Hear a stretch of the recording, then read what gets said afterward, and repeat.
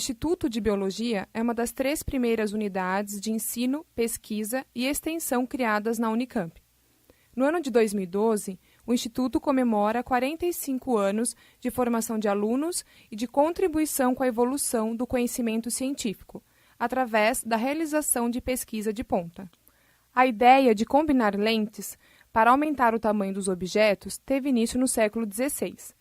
Anos mais tarde, outros cientistas realizaram grandes descobertas, como Robert Hooke, que foi o primeiro a utilizar o termo célula ao descrever a estrutura de uma cortiça.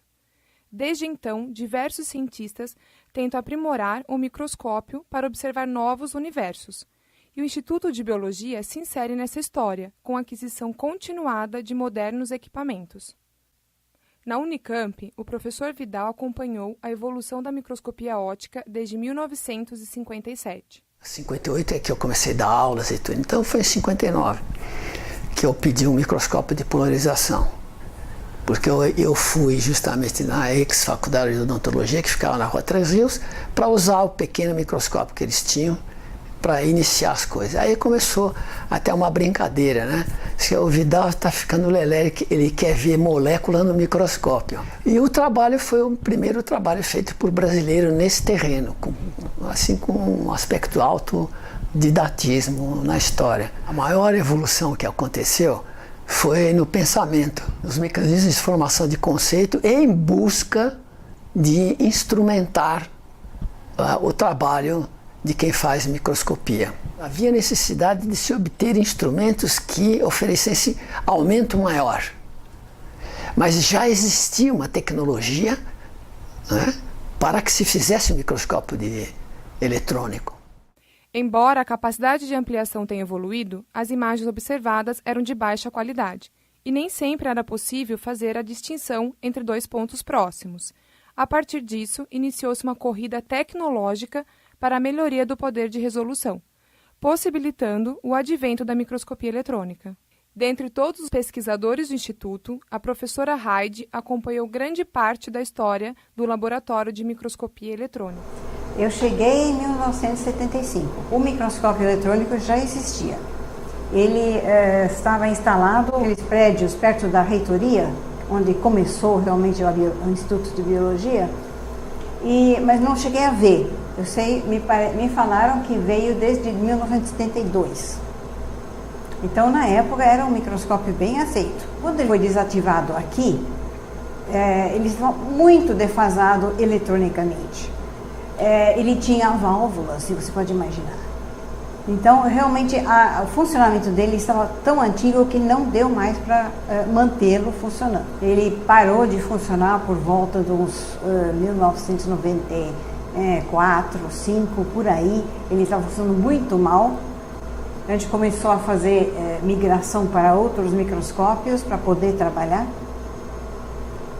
Até que realmente chegou o segundo microscópio de transmissão. O varredura veio um pouquinho depois, foi em 98, me parece. Eu até que fiz os trâmites no FAPESP para conseguir esses aparelhos, porque era um sonho da biologia já há muito tempo. A varredura serve muito bem para ver as coisas por fora, para ver pequenos plantas e vegetais ou detalhes deles. E era uma coisa que a gente sonhava. Imagine que maravilha poder ver essas coisas. O professor Alexandre é o atual coordenador do Laboratório de Microscopia Eletrônica. Atualmente nós contamos com 2 microscópios eletrônicos de transmissão, né? Um microscópio da ZEISS, um microscópio da FEI Company e um microscópio eletrônico de varredura. O avanço significativo da microscopia eletrônica foi o entendimento, né, da ultraestrutura celular. A aquisição de imagens, acrescentada da tecnologia computacional, possibilita a criação de modelos tridimensionais, através da técnica de eletrotomografia. O princípio da eletrotomografia está relacionado com a inclinação da amostra em diferentes ângulos, né? E a obtenção de imagens da estrutura de interesse nessas diferentes angulações. Então, a partir de imagens bidimensionais, sequenciais, a gente consegue gerar um volume e avaliar em 3 dimensões. Recentemente nós temos analisado, por exemplo, axônios de animais com distrofia muscular, né? E foi possível avaliar, né, a forma da bainha de mielina nesses animais, mostrar, né, em 3 dimensões alterações desses axônios, alterações morfológicas, né, que provavelmente contribuem para alguns dos sintomas, né, sinais da doença. Mesmo com o advento da microscopia eletrônica, a tecnologia da microscopia óptica não deixou de progredir. Ao longo do tempo, novas ferramentas foram agregadas ao microscópio, de forma a facilitar e a melhorar a captura de imagens. Quando eu comecei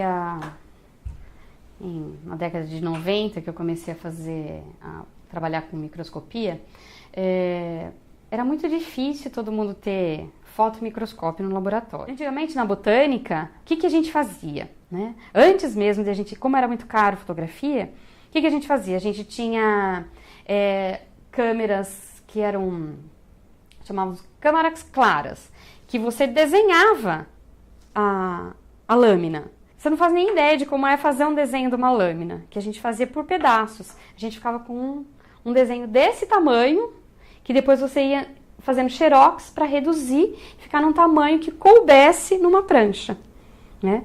Então, imagina que trabalho que a gente tinha antes para fazer isso. O advento de você ter um computador acoplado, que você pode editar essas fotos, que você pode já fazer as pranchas a partir delas, diminuiu o nosso trabalho assim em mais de 50%, né? Então, a tecnologia que vocês têm hoje, quem não conheceu a tecnologia anterior, né? Para vocês, assim, é uma coisa que parece que tudo era simples, era fácil assim. E agora, isso aqui é tão simples, vem aqui, a lâmina está pronta, você vem, tira a fotografia quantas você quiser, e depois você escolhe para revelar aquelas só que você... Para você mandar imprimir, não revelar, né? Para você imprimir aquelas que você já montado numa prancha bonitinha, que você pode fazer muito bem aqui. Novas tecnologias permitiram que a pesquisa se desvencilhasse da análise estática convencional e possibilitou o ingresso do Instituto na era da microscopia dinâmica. Então, a ideia da biologia celular mais biologicamente ativa, da biologia celular não ser uma célula corada, que você pode, na verdade, nem ser aquela, ela está não é deixando de existir, mas ela está sendo acrescentada de um processo mais dinâmico, principalmente devido a novos equipamentos que te permitem utilizar ou visualizar tecidos em vivo, visualizar células funcionando, que te permitem observar processos biológicos enquanto eles estão acontecendo dentro da célula. A partir de um microscópio, determinar um processo biológico ou bioquímico acontecendo no momento.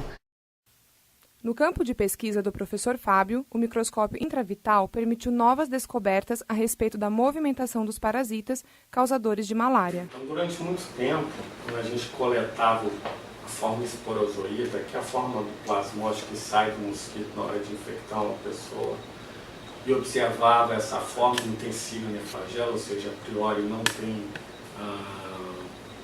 estruturas de motilidades, né? Colocava num gel e observava no microscópio, você vê um movimento circular dessas formas.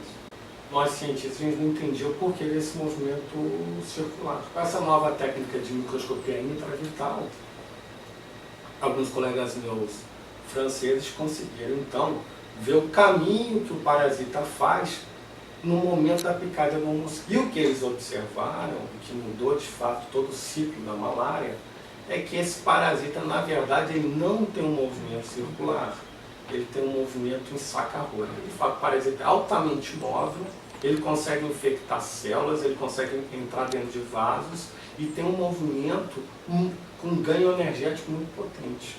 Então você sai de um aspecto que o parasita era considerado uma utilidade reduzida, circular, ninguém entendia, para entender que ele tem um movimento de saca-rolho, um movimento altamente de ganho energético muito interessante. Na área de ciências biológicas, o professor Hernandes está à frente da implantação do Centro de Pesquisa Óptica e Fotônica, que desenvolve um sistema de conexão entre diferentes microscópios, permitindo efetuar análises simultâneas em células vivas. Nos últimos 45 anos, o microscópio permitiu um avanço sem igual na instrumentação científica. Iniciativas como o Centro de Pesquisa Óptica e Fotônica garantirá ao Instituto de Biologia caminhar, mais uma vez, lado a lado da evolução da tecnologia da microscopia e a conquistar novos conhecimentos do universo microscópico.